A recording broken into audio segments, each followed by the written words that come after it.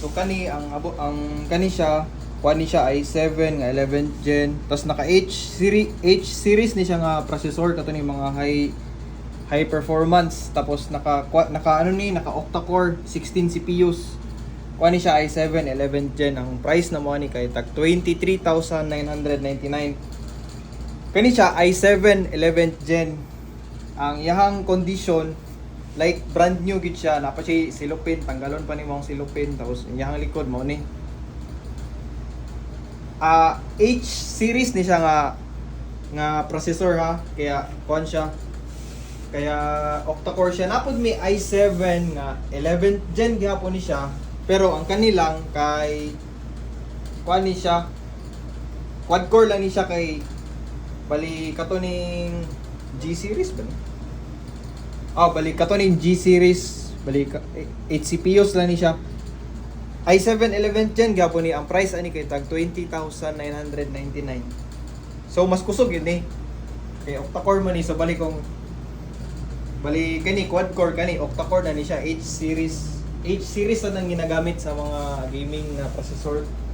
Tapos napod may mga i5 nga 11th gen gapon ni. 16,900 ang price naman ni i5 nga 11th gen. Kani siya.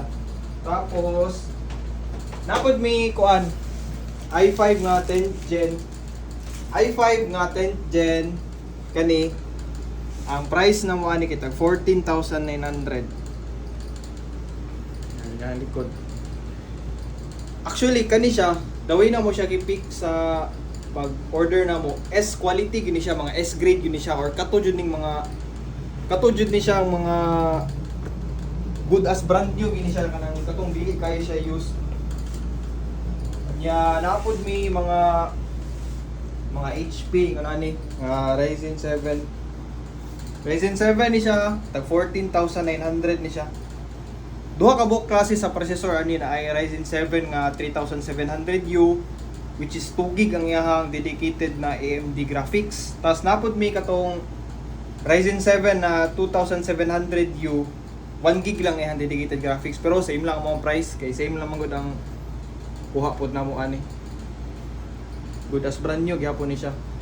Tapos aluminum ni siya nga case, dili siya ma-crack.